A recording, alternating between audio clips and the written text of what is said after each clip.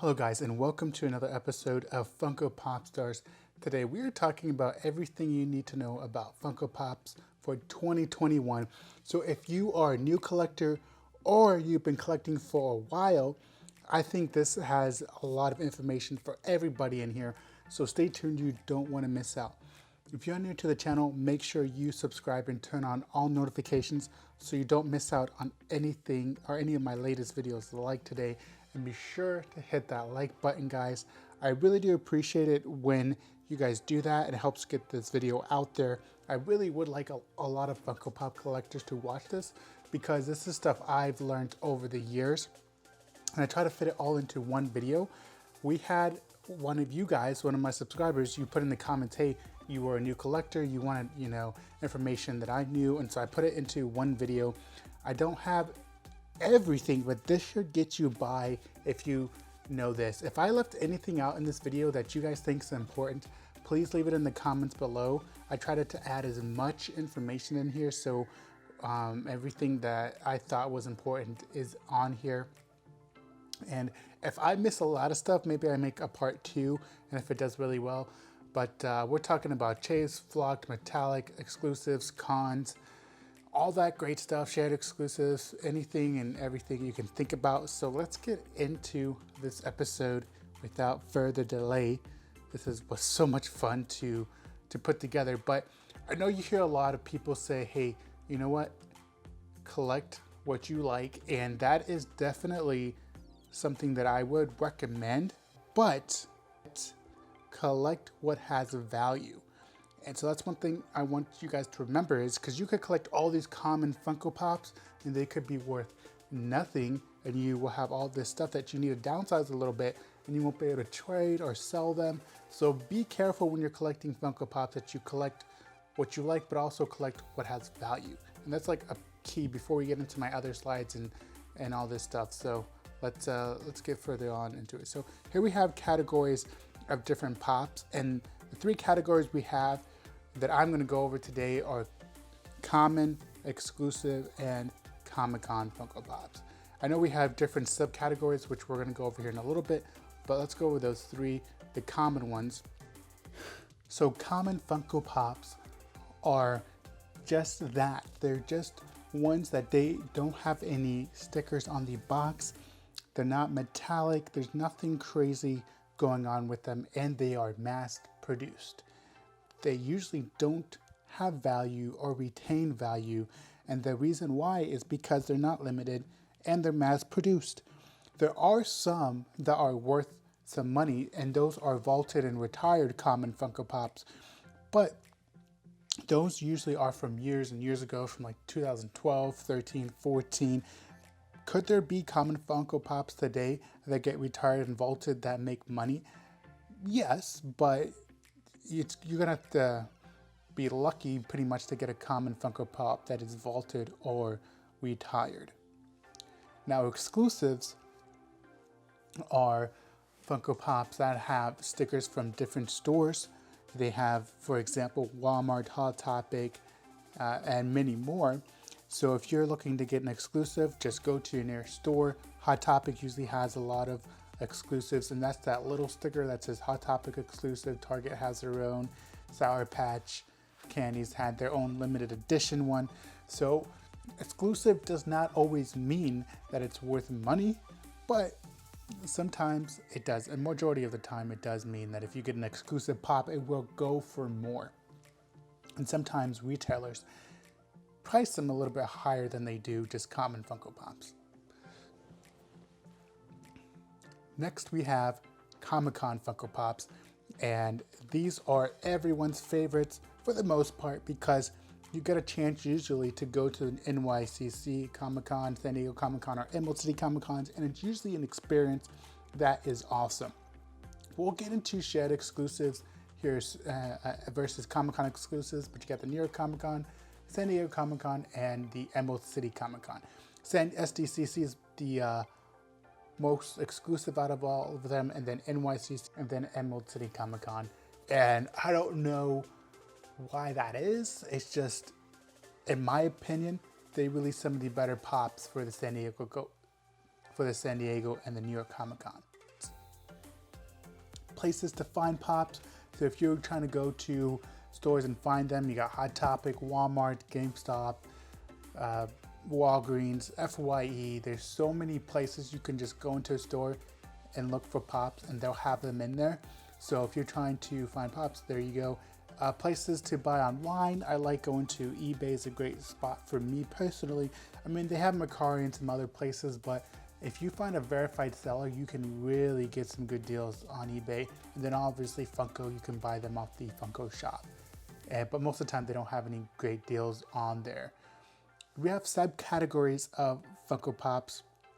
But before we do that, tips to people who are out-of-box collectors or in-box collectors. I highly recommend, if you're going to be an out-of-box collector, make sure you store your boxes in good condition. Because for me personally, I don't collect Funko Pops out of box unless it's for my son or something like that. And so you want to keep that box in great condition. So just in case you need to downsize or you want to move from some pops, you have that box in great condition. Like, you don't want to throw away a box that's worth $100. I mean, you may never know, because a common Funko Pop sometimes can get vaulted or retired. It can go for a lot of money. So, but anyways, let's get into some of these subcategories. And we have the Chase Funko Pop. So Naruto Shippuden is one of my favorite shows. They came out with a Naruto Hokage, and the one on the left is the common one. The Chase one is the one on the right. It is the Naruto Hokage Go in the Dark Chase. And so that just means a chase is, nowadays it's 1 in 6. It used to be 1 in 72. So basically for every Naruto Hokage common pop, for every 6th one, there's going to be a chase version of that. And that's also in stores. You can find chases in stores. It is just as hard as buying them online and trying to get a chance of a chase, because usually places only offer you, like, you have to buy 5 at a time. Most of the time they don't let you buy 6 chases at a time, or 6 common Funko Pops to get a chase. So you got to be wary of that, and that's how a lot of them make money. But this common Funko Pop Naruto is probably only worth like $10, and then the Naruto Chase Hokage usually goes for around 60. So it depends on the chase and all that. But it's pretty much all you need to know about Chase Funko Pops, is that they will come in a different version and have that chase sticker on there, and makes it more exclusive because it's a 1 in 6 chance of getting something different. Next, we have another subcategories. We have some grails on here. A grail, to me, and this is my opinion, is something over $100. If it's under $100, I don't want to hear about it. If it's over $100, that's what makes anything a grail, in my opinion. A grail is not something that you hold dear to your heart. Like, it is not. Like, I'm sorry. A grail is anything over $100, in my opinion. Now we have shared versus con exclusives. And if you look at the one on the left, that's shared exclusives from SDCC, and then the one on the right is a con exclusive. The shared has that limited edition convention exclusive sticker on it, while the one on the right has the con exclusive SDCC limited edition. So that's how you tell the difference between the stickers. One's a convention exclusives, one has a limited edition con sticker. And so what I will say about this is that the reason why con stickers are so sought after, the one on the right, is that usually they're limited to between 1,000 and 4,000 pieces from what I've seen. And then the one on the left, the shared exclusives, we really don't have an idea of how many they make. I estimate anywhere from 25,000 to 1,000 pieces of the shared exclusives. Honestly, in my opinion, it could be higher, honestly, when it comes to Funko Pops. Because if you think about it, every major store in America gets them. I mean, if it's like a Hot Topic or GameStop. And so if you think about that, then, and you think about all the Hot Topics and GameStops that they have around the world and Targets, they make a ton of shared exclusives. And that's why con stickers go for more. And I think as soon as we start realizing that there are so many shared exclusives, the value on those is going to go down, and con stickers are going to continue to rise up. We've been lucky because we've had, you probably hear the term virtual cons floating around, because we had an Emerald City Comic Con, San Diego Virtual Con, and then New York Virtual Con, and that's because of everything that's going on in the world right now. But don't expect that to happen in the future. The virtual cons, you can go on the Funko shop and purchase items, but eventually we're going to go back. Probably, I would say the next Emerald City Comic Con, you're going to be able to go in person and pick up these con Funko Pops. But that's really the difference. Don't get too confused on it. Shared exclusives, you can pick them up at GameStop, Hot Topic, and they'll have the convention sticker on them. Con stickers, you have to get them at the con and it makes them more exclusive, but you can get them at the virtual con and you can have a chance of getting the con sticker, but that won't happen probably next year. Now let's talk about some metallic Funko Pops, and these have a metal finish instead of a plastic painted finish on them, and these are awesome. If you've never seen a metallic Funko Pop, you can, once you start collecting, you'll notice the difference, but here's an example. Go buy like the Night King, the metallic Night King, you'll be able to tell a difference right on that. The Genie on the left is pretty expensive, and the Mickey on the right is also expensive. So here's an example of metallic Funko Pops. We have some flocked Funko Pops, and these have, their exterior has a fluffy exterior, so when you touch it, I'm trying to remember what it feels like. It's kind of like a felt, almost like a teddy bear sort of, and it just go buy a flocked one. It has that pink flock sticker on there. The only one that I've never bought is a scented Funko Pop, and so if you've ever bought one of these, let me know what they smell like. But you got the Summer Stitch and the Tiki Stitch, which I think Tiki Stitch probably smells like pineapples, but it has that green scented sticker on there, and that's a scented sticker. Bam. And then you have glow in the darks.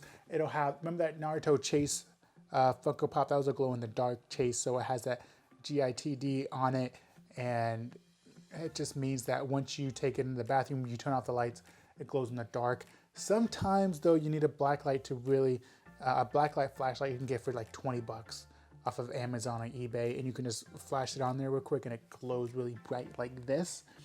But that's what a glow in the dark Funko Pops look like. And then we have some chrome. These are different than metallic. It's more of a very glossy finish compared to the metallic Funko Pops, which are more metallic-y looking. I mean, you could compare chrome and metallic, but if you have a chrome Funko Pop, you can actually see yourself in the chrome. In a metallic Funko Pop, you won't be able to. Like I said, if you have a metallic or a chrome piece, you will most definitely tell the difference between those two. Now we have some Funko terminology that we need to talk about real quick.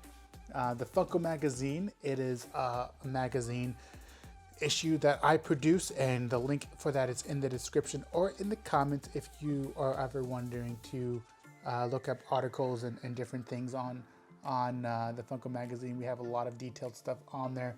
The Funko app, and I would download this if you're a new collector.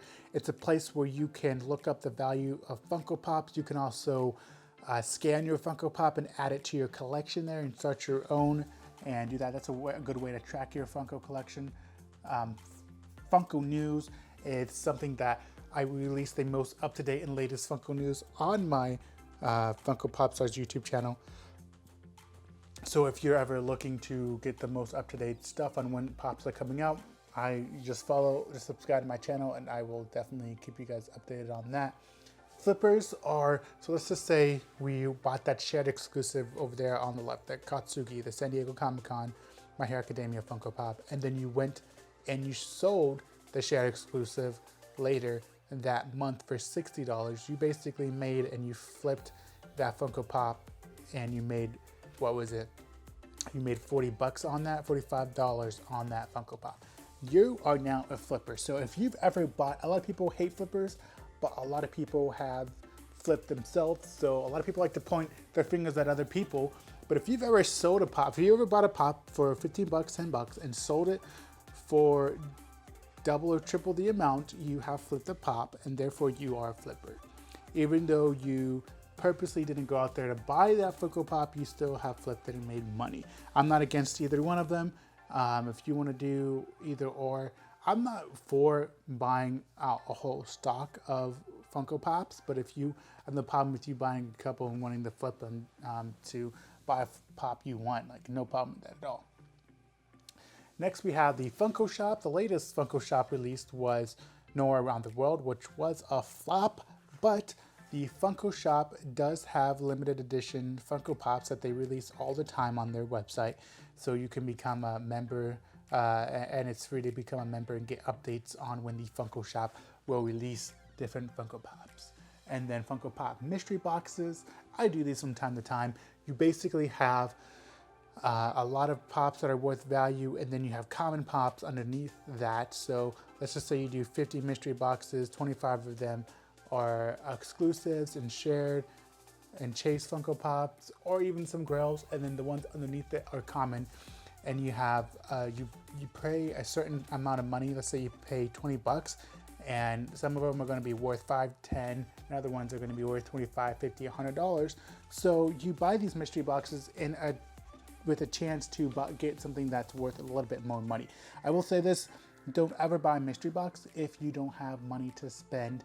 And it's fun to do, but only do it if you have the money, honestly. And don't be mad if you don't win anything. I haven't done them in a while because I'm leaving where I live right now, but I can't wait to buy more mystery boxes. And then a Funko Pop haul is what collectors call when they come back from the house with some pops. And I'll use it in a sentence. Jason went to the store to buy 1 Funko Pop and came back with 20 Funko Pops instead, making a huge Funko Pop haul. And that has happened to me many times. I feel like you want a real collector if you've gone to the store with an intention to buy 1 Funko Pop and you didn't come back with more than 1. I think everybody's done that though. Limited edition, and this is just what con stickers are. Funko Shop exclusives can be this way, where it says, hey, this one's limited to 1,000 pieces, 2,500 pieces, and depending on the pop, it makes it worth a lot of money. And you could pay $15, and at the metallic toucan stand, last time I checked, was going for around like $300. So that's what makes this hobby so fun to collect. Prototypes, and this is the last thing I want to talk about today. So we have prototypes, and they are, it's just what the molds look like before they get produced. And just to check for imperfections or any of that, we got some SpongeBob, 2 of my favorite prototypes that I've ever seen. And it depends on the prototype. Some go for nothing and others go for a lot of money, because prototypes, it's usually one of one because they made the mold how they wanted it to be. And sometimes they sell them at auction. Sometimes you can go to different stores and buy them. But man, I do like prototypes. I'm not going to pay outrageous amount of money, but these can go into the thousands sometimes, depending on the right prototype. But anyways, that concludes this episode of everything you need to know about Funko Pops for 2021. So whether or not you're going out next year to collect Pops and you wanted to know what to collect from Chase Funko Pops, Flock Funko Pops, exclusive Funko Pops, Con Funko Pops, and a lot more, I hope this helped you out. If I left anything out, please leave it in the comments. I love to hear from you guys on what you think that I should have included or not included or whatever. I love hearing from you guys. But if you enjoyed this video, be sure to hit that like button. Subscribe if you're new. Share this video with your friends. And as always, guys, big by big, collect all them pops. I'll see you next time on another episode of everything you need to know about Funko Pops 2021. Peace. I'm out.